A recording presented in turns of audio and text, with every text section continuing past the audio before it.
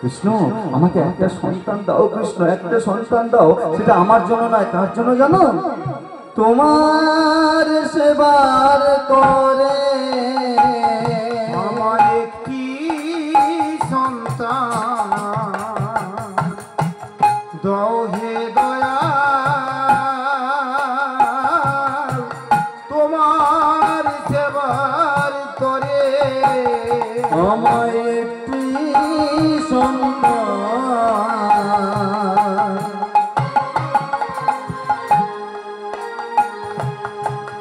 দাও গে দয়াল, তোমার সেবার করে আমার একটি সন্তান দাও হে দয়াল,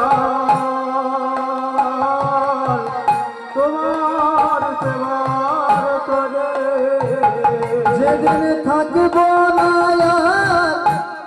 এই ভুবনে রাখবে তোমায় ধরে।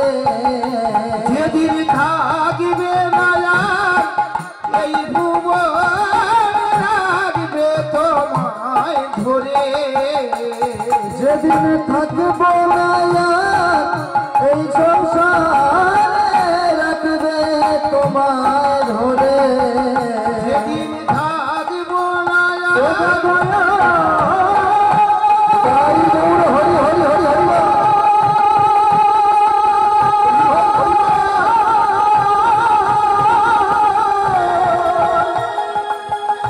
ও গো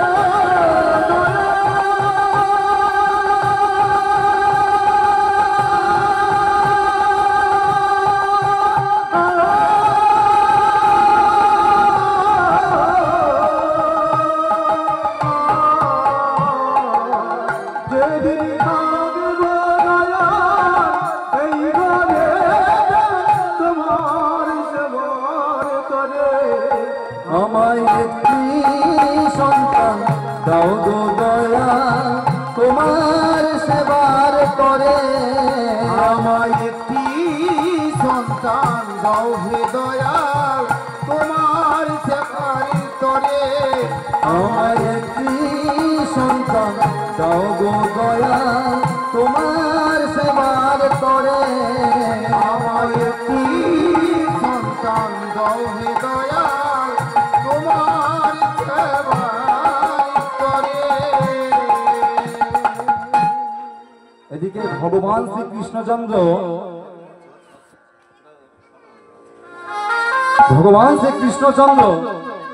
তিনি মনে মনে ভাবলেন, এই আজকে তোমার চাওয়াটা ঠিক হলো সত্যি। এতদিন তুমি চেয়েছো সেটা তোমার নিজের স্বার্থের জন্য, একবারও ভাবনে যে আমাকে কে দেখবে। কিন্তু আজকে তুমি বললে যে তোমার সেবার জন্য একটা সন্তান দাও, মানে আজকে তুমি এই জগৎ স্বামীর কথা মনে রেখেছো। আজকে তোমার চাওয়াটা সফল। আর সেই জন্যই তোমাকে আমি একটা কথা বলি, আমি ভক্তের দুটো জিনিস সহ্য করতে পারি না। কি কি জিনিস? না, এক হলো অহংকার, আর দুই হলো ভক্তের চোখের জল। যদি কোনো ভক্ত কায় মনোবাক্যে তুলসী পত্র আর চোখের জল নিয়ে আমার কাছে আসে, আর আমার কাছে এসে চিৎকার করে বলে, দয়াময় তোমাকে দেবার মতো আমার কিছু নেই, আমি যে ভিখারি, আমার ধন নেই, দৌলত নেই, টাকা নেই, পয়সা নেই, শুধু আছে এই নয়ন বাড়ি। ভগবান কিন্তু কৃপা করে। ভগবান সহ্য করতে পারে না, কারণ ভগবান জানে ওই ভক্তের চোখের জলের দাম আমি দিতে পারবো না। ভগবান আরেকটা জিনিস সহ্য করতে পারেন না, কি জানেন? সেটা অন্য কিছু নয়, ভক্তের মনের অহংকার। যদি কোনো ভক্ত মনে মনে ভাবে আমার মতো শ্রেষ্ঠ ভক্ত আর কেউ নেই, যদি কোনো ভক্ত মনে মনে ভাবে আমার মতো ভালো করে কেউ ভগবানের সেবা দিতে পারে না, তার মধ্যে অহংকার তিনি লক্ষ্য করেন, আর সেইটা ভগবান সহ্য করতে পারেন না। তার প্রমাণ তিনি বারে বারে রেখেছেন। কেমন প্রমাণ? না, আমরা মহামুনি ব্যাসদেবের কথা অবশ্যই শুনেছি, যে মহামুনি ব্যাসদেব 18টি পুরাণ রচনা করেছিলেন। জানি তাই।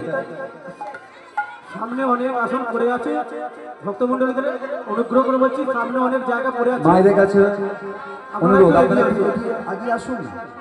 অনেক জায়গা আছে, অনেক জায়গা। একটু সামনে আগে এগিয়ে আসুন। আসুন, সামনে এগিয়ে আসুন। সমস্যা নেই, আগে আসুন। জানি তাই। জয় রাধে, জয় রাধে। আজকে মহামুনি ব্যাসদেব, যিনি 18টা পুরাণ রচনা করে তার মনের মধ্যে অহংকার হলো যে ভগবানের সমস্ত লীলা কথা আমি লিপিবদ্ধ করেছি, লিখে শেষ করে ফেলেছি। আর সেই কথা মনে করে বদনে কিন্তু তিনি প্রকাশ করেননি, শুধু মনে মনে ভেবেছেন। আর মনে মনে ভেবে তিনি গঙ্গা স্নান করতে যাচ্ছেন, আর বদনে কি বলছেন? গঙ্গা যমুনা মধ্যে সরস্বতী। ক্ষমা, গঙ্গা যমুনা সরস্বতী যে জায়গায় মিলিত হয়েছে তার নাম কি? ত্রিবেণী সঙ্গম, যেটা কিছুদিন আগে মহা কুম্ভ মেলা হচ্ছিল না, তাই তো?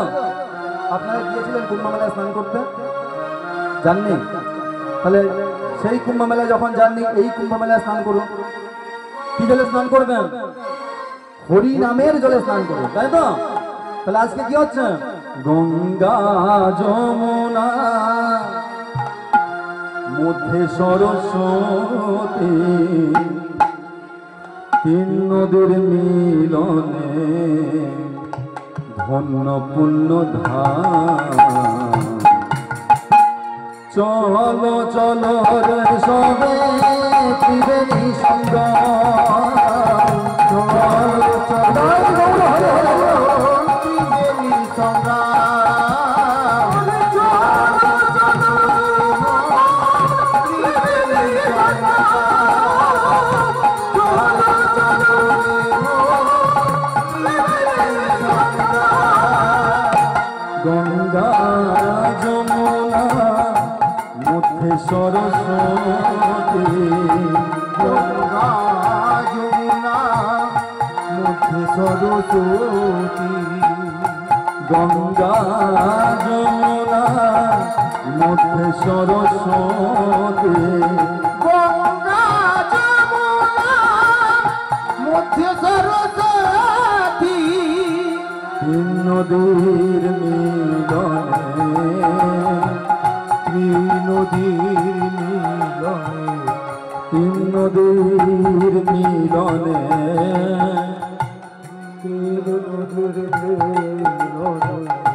ধন্য পুণ্য ধাম। চলো চলো রে সবে ত্রিবেণী সঙ্গম। চলো চলো ত্রিবেণী সংগ্রাম।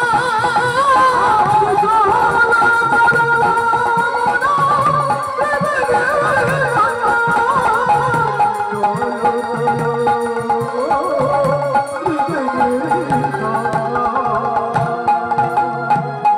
কেউ তো কারো নয় এ কথাটি সত্য,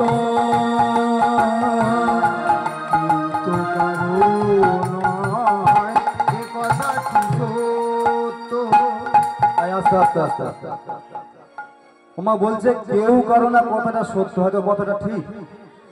কি করে ঠিক হবে? আমার ছেলে, আমার মেয়ে, আমার স্ত্রী, আমার স্বামী, আমার বাবা, আমার মা, আমার টাকা, আমার পয়সা, আমার সম্পত্তি, আমার ঘর, আমার বাড়ি, তাহলে এত কিছু আমার, তবু বলছে কেউ কারো না।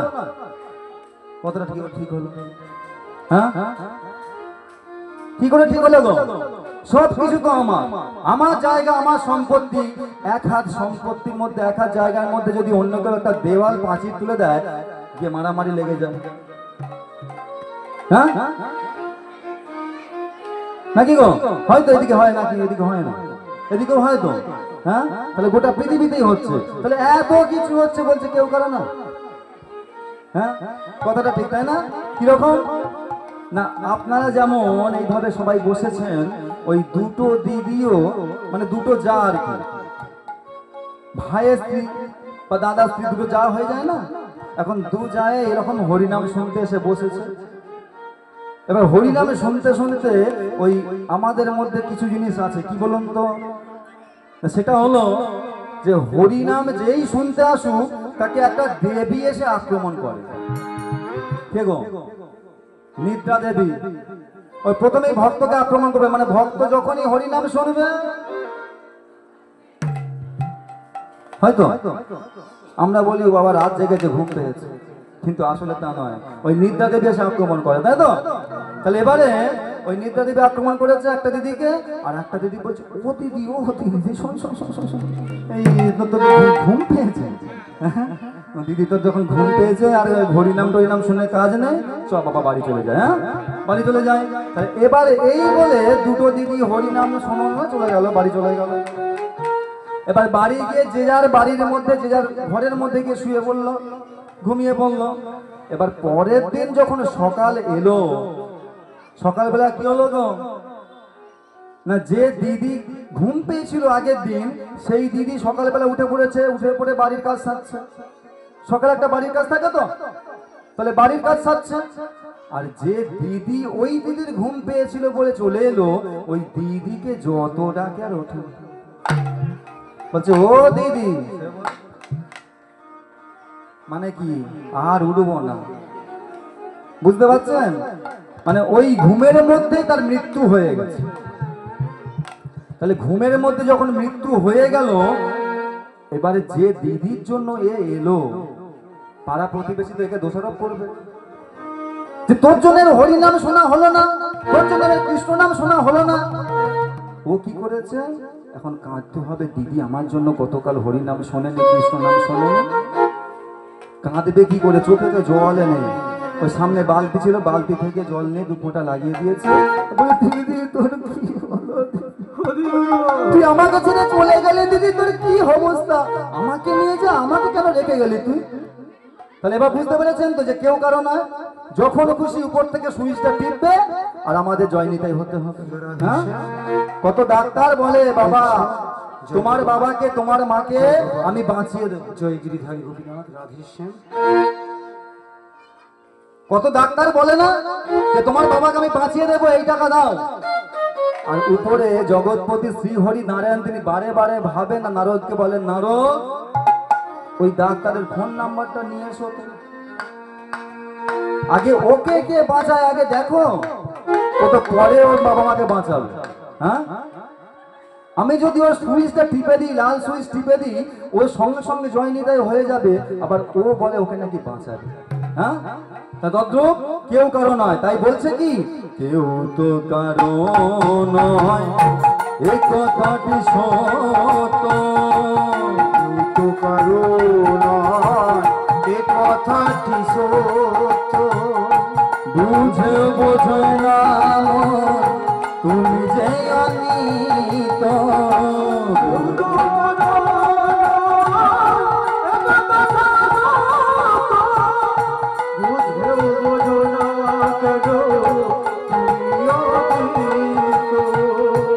ওই দেখো শ্মশানে কি বারাত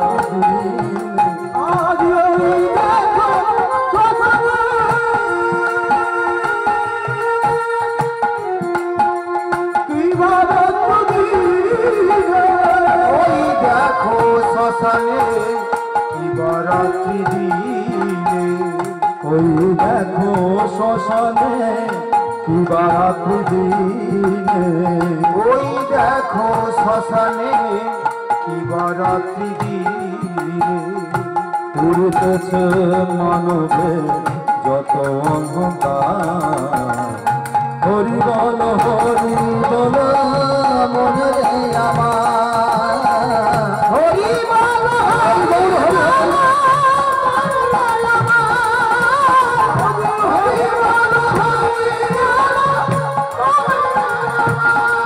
চলো রে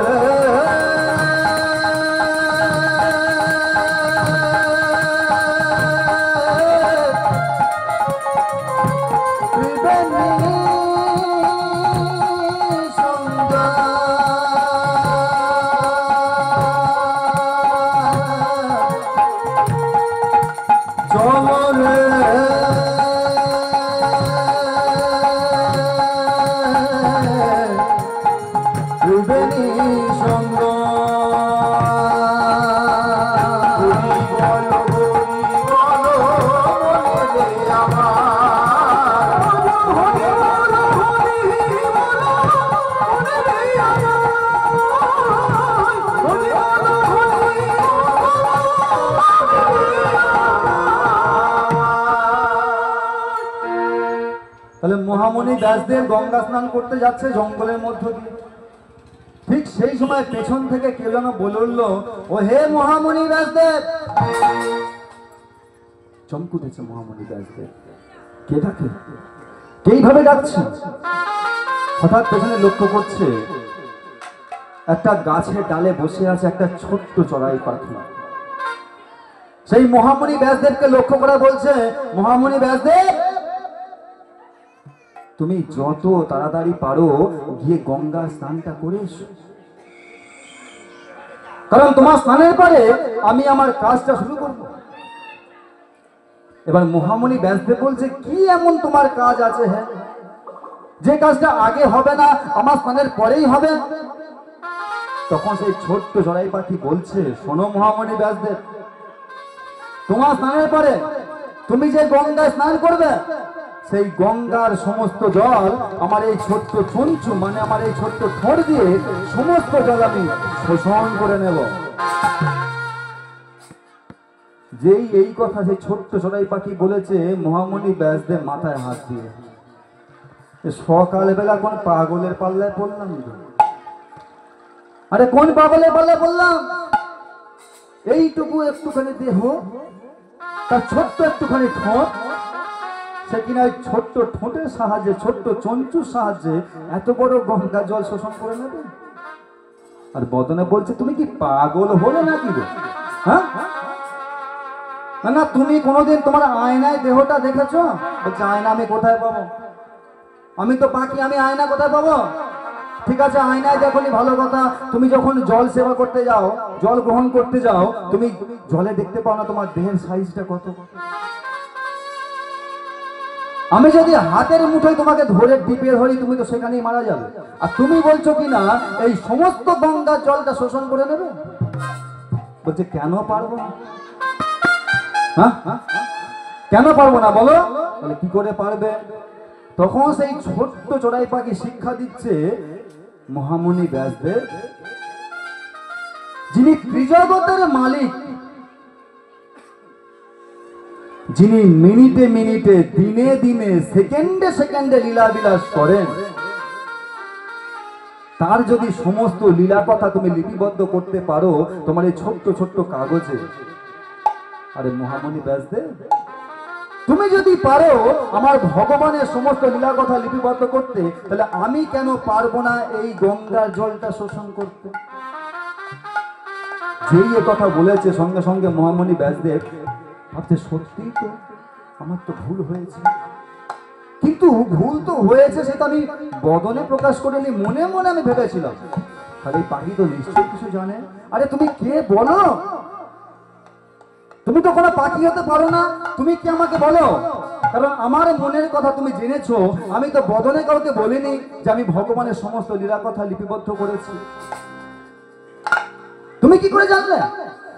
তখন সেই ছোট্ট চড়াই পাখি বলছে, শোনো, আমি কে, আমি কিভাবে এলাম এটা বড় কথা নয়। আসল কথা হলো তোমার মধ্যে যে অহংকার আছে, তোমার মধ্যে যে ভক্ত বলে অহংকার করো যে আমি ভগবানের সমস্ত কথা লিপিবদ্ধ করেছি, তোমাকে একটা কথা বলি, যে ভগবান সেকেন্ডে সেকেন্ডে লীলা বিলাস করে, ওই দূরে দেখতে পাচ্ছ, এই যে দূরে সুমেরু পর্বত, তুমি তো সামান্য একটা কলম দিয়ে লিখেছো।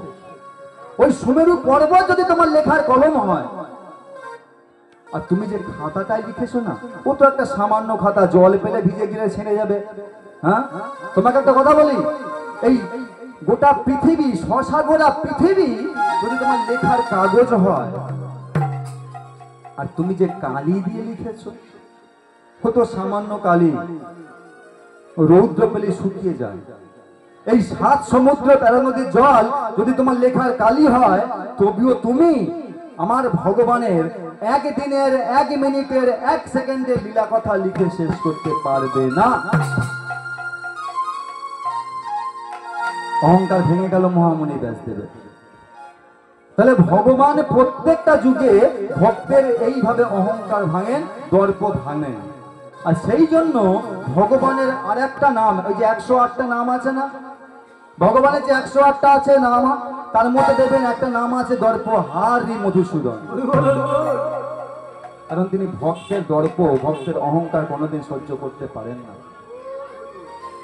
সেই জন্য তিনি দর্পহারি মধুসূদন। তো আজকে ভগবানের কাছে যখন সুপ্রিয়া দেবী এভাবে চেয়েছে যে আমার একটি সন্তান দাও তোমার সেবা করে, ভগবান ভাবলেন যে এতদিনে কাজের কাজ করেছে, এতদিনে কাজের কাজ করেছে, এর চাওয়াটা আজকে সফল হয়েছে। কেন?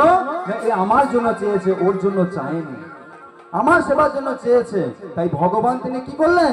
শুভ দিনে শুভ কনে বিধির বিধানে, শুভ দিনে শুভ কনে বিধির বিধানে,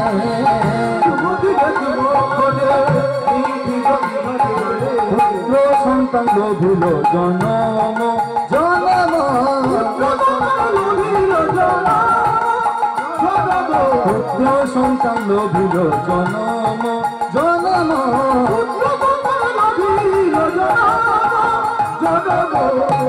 মায়ের আনন্দ ধরে না,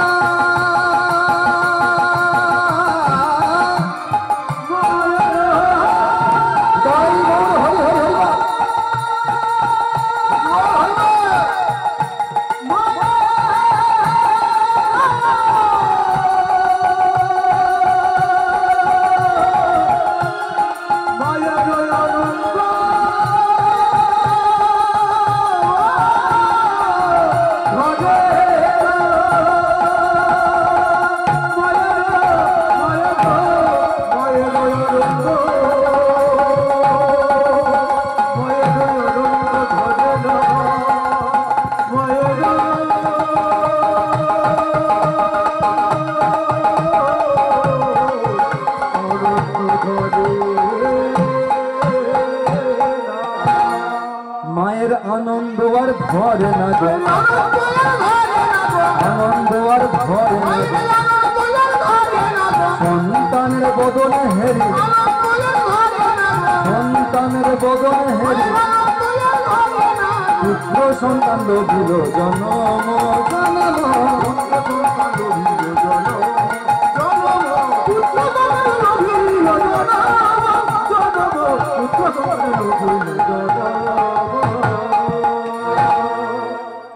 তাহলে এতদিন পরে সুপ্রিয়া দেবী আর হরনাথের বাড়িতে একটা সন্তানের জন্ম হলো, তাই তো?